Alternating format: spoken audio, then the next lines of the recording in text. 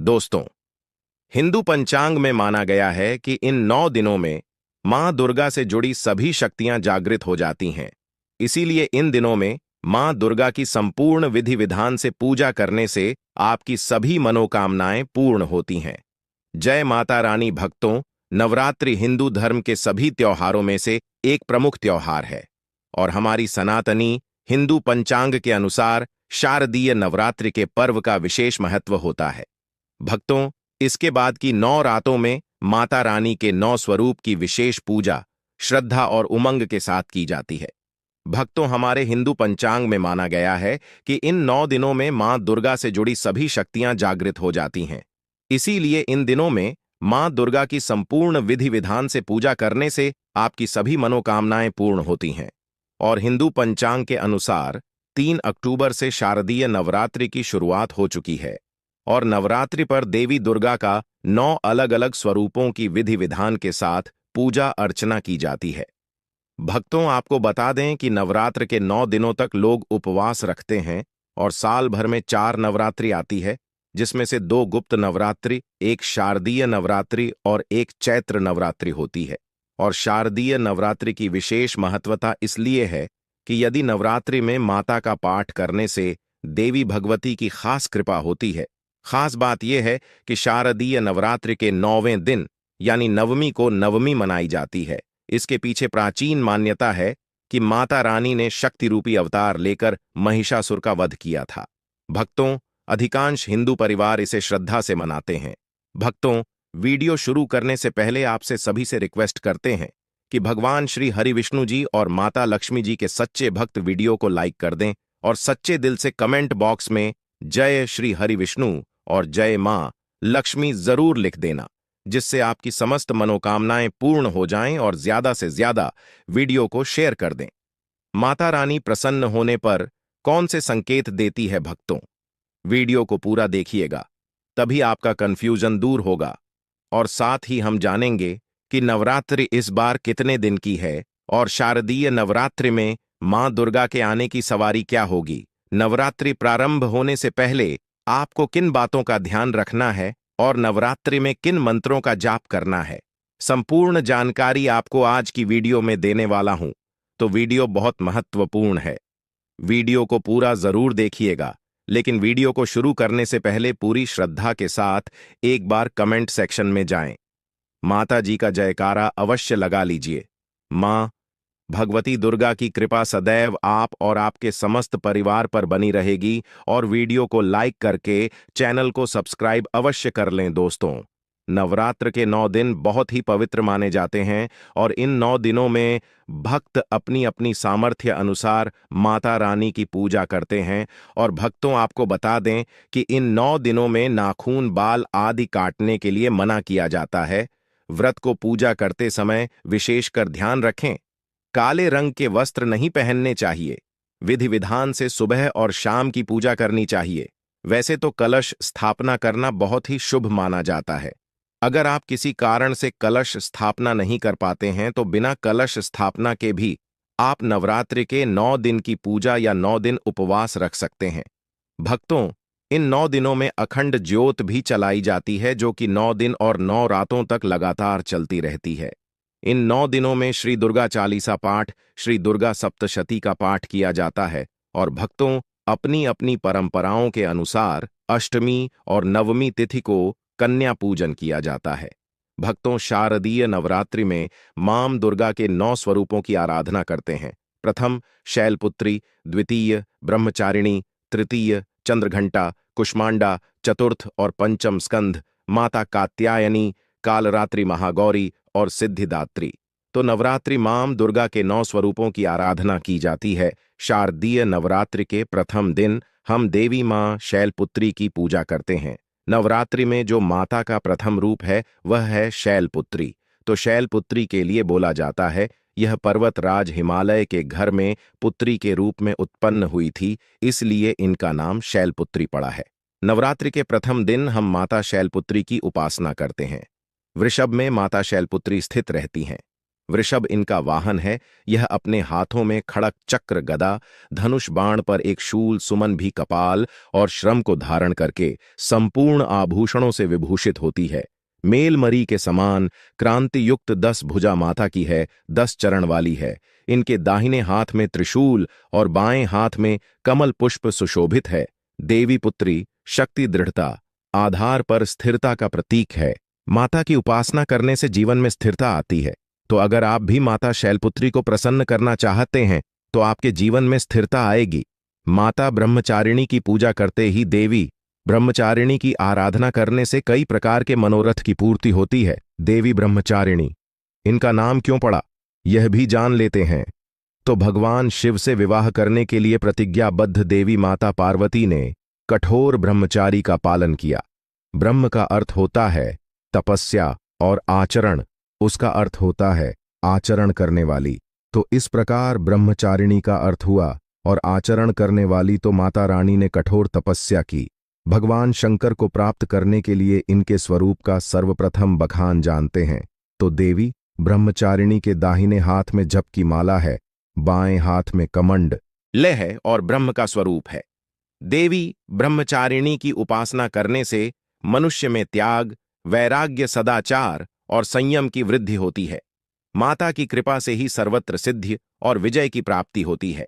माता ब्रह्मचारिणी का मंत्र है, या देवी सर्वभूतेषु ब्रह्मचारिणी रूपेण संस्थिता नमस्तस्ये नमस्तस्ये नमः। नवरात्रि के तीसरे दिन मां चंद्रघंटा की पूजा करते हैं।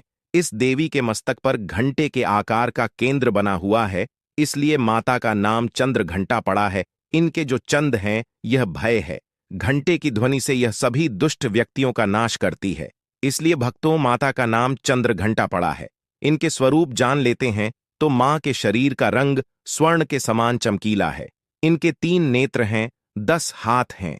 इनके कर कमल, गदा, धनुष बाण, खड़क, त्रिशूल और अस्त्र शस्त्र लिए हुए हैं।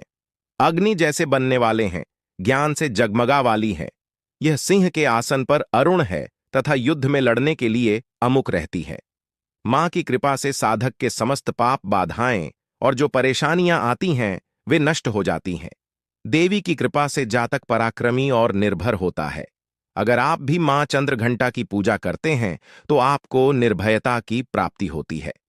देवी मां चंद्रघंटा का मूल मंत्र है चंद्रघंटा देवी नमो नमः। नवरात्रि के चौथे दिन मां कुष्मांडा की पूजा करते हैं। अब कुष्मांडा क्यों पड़ा है, नाम से भी सुन लीजिए।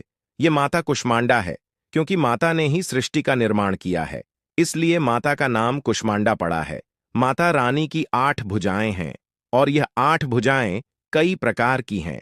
यह 8 प्रकार की सिद्धि को अपने हाथों में प्रदान करने वाली कही गई है। इनका वाहन सिंह है और कुष्मांडा माता की आराधना करने से जातक के समस्त रोग और शोक जो होते हैं मिट जाते हैं। माता हमें अयोग, यश और बल तथा आरोग्य प्रदान करती है।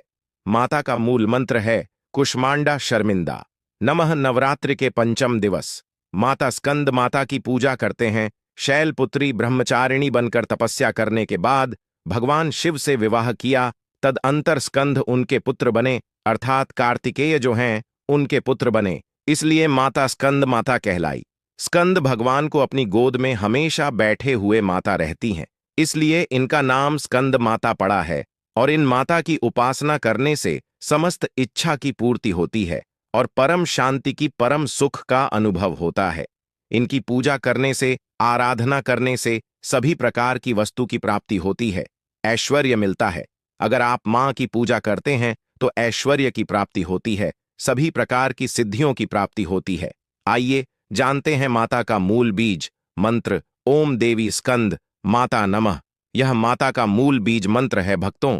इसके बाद शारदीय नवरात्रि के 6ठे दिन देवी कात्यायनी की पूजा करते हैं। मां दुर्गा के 6ठे रूप को मारकाट कात्यायनी के नाम से जाना जाता है। आर्ष कात्यायन की कठिन तपस्या से प्रसन्न होकर उनकी इच्छा अनुसार उनके यहां पुत्री के रूप में पैदा हुई थी। आशी कात्यायन ने इनका पालन पोषण किया था, इसलिए माता का नाम काट यानी पड़ा है। माता की भक्ति जातक को अर्थ, धर्म, काम और मोक्ष चारों फल प्रदान करती है। साधक अलौकिक तेज और प्रभाव से युक्त हो जाता है।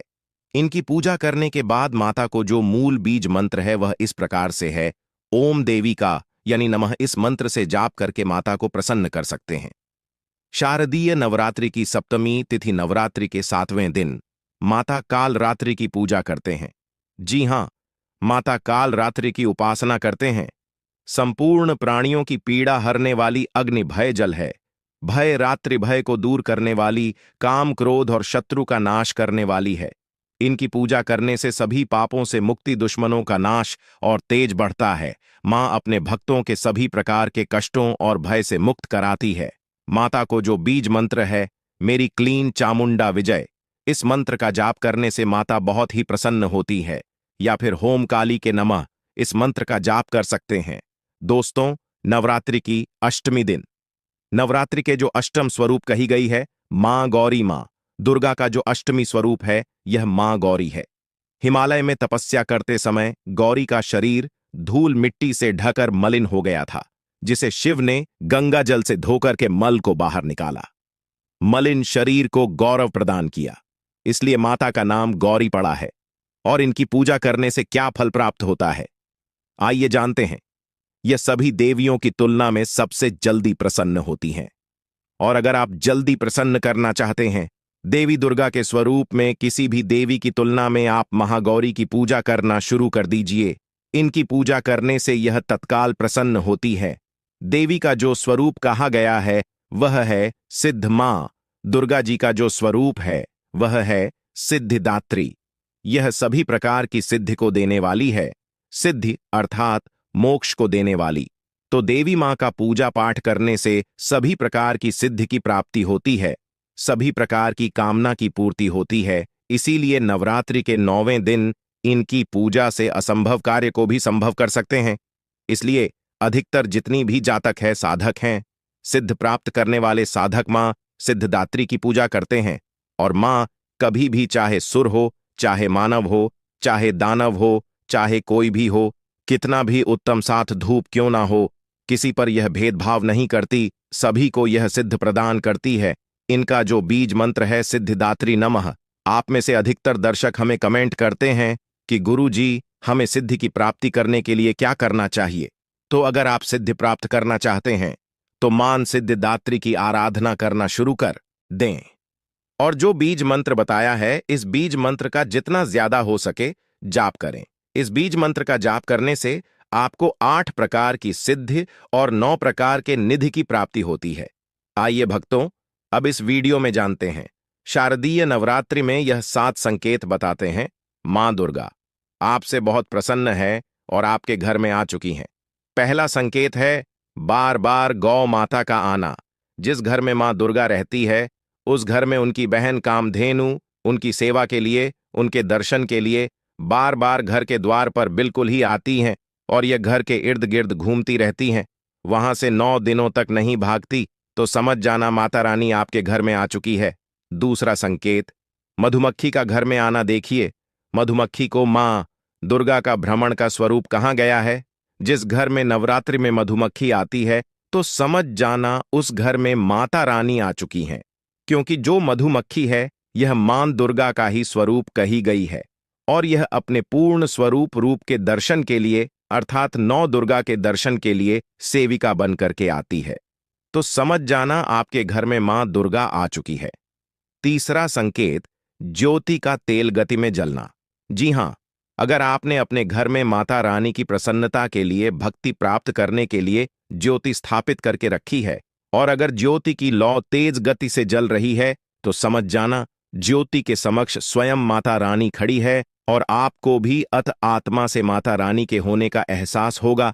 तो इन संकेतों से भी पता कर सकते हैं कि माता रानी आपके घर में आ चुकी हैं। चौथा संकेत, नवरात्रि में दीपक की बाती में फूल का बनना। अगर आपके दीपक की बत्ती में अचानक से फूल बनने लगे, तो समझ जाना नवदुर्गा माता आपके ऊपर बहुत प्रसन्न है, आपके ऊपर पूर्ण रूप से अपने कृपा बरसा रही है और माता रानी आपके घर में आ चुकी है। आपके सभी कष्टों को दूर करके माता रानी इस लोक से फिर जाएंगी, अर्थात आपके घर से जाएंगी। पांचवा संकेत बताते हैं, बार बार घर में अगर काली चींटी निकलने लगे, अगर काली चींटी समूहबद्ध निकल रही हैं और रास्ता काटती है तो समझ जाना माता रानी आ चुकी हैं और आपके सभी प्रकार की इच्छा को पूर्ण करके जाएंगी। यह माता लक्ष्मी के होने का एहसास कराता है। अचानक घर में मनमोहक सुगंध आने लगे। यदि आपको अपने घर में अचानक से इत्र जैसी कोई सुगंध आने लगे, ठंडी हवा चलने लगे, तो समझ जाना माता रानी आ चुकी है और अपने होने का एहसास आपको करा रही है। तो इन संकेतों से भी पता कर सकते हैं कि माता रानी आपके घर में आ चुकी है। 7वां संकेत, फटे कपड़े पहने अगर कोई याचक आ जाए तो समझ जाना माता रानी आपके द्वार पर याचक बन करके आ चुकी है। नवरात्रि में कोई भी याचक आए तो खाली हाथ भूलकर भी मत जाने देना, क्योंकि स्वयं माता रानी परीक्षा लेने के लिए हमारे घर में याचक बन करके आ जाती है।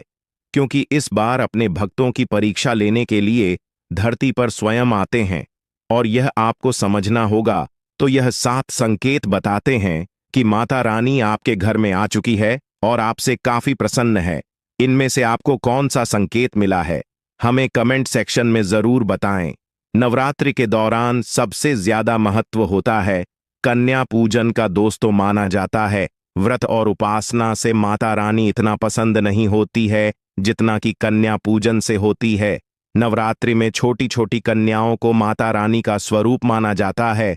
कन्याओं को भोग लगाया जाता है, उन्हें प्रसन्न किया जाता है और बदले में आशीर्वाद मांगा जाता है। कन्याओं को प्रसन्न करने के लिए गिफ्ट आदि उपहार वगैरह दिए जाते हैं। माना जाता है अगर कन्याओं को कोई भेंट दी जाए और उसे खुशी खुशी स्वीकार कर ली तो इसका मतलब है माता रानी अर्थात माता वैष्णव ने भेंट स्वीकार कर ली। जिन पर कन्याएं प्रसन्न होती हैं तो समझो उन्हें माता रानी का आशीर्वाद मिल गया और माता रानी की कृपा से उन्हें मुंह मांगा वरदान प्राप्त होता है। नवरात्रि में 2 साल से लेकर 10 साल तक की कन्या का पूजन होना चाहिए। अष्टमी अथवा नवमी को कन्याओं के पैर धोकर भोजन कराना, उपहार आदि देना श्रेष्ठ माना जाता है। आपके घर में संपन्नता बनी रहे तथा धन की कोई भी कमी ना हो, कन्याओं को कोई सुंदर गिफ्ट दे सकते हैं। शास्त्रों में बताया जाता है कि कन्या जितना खुश होती है, माता रानी उतना ही जल्द फल की प्राप्ति प्रदान करती है।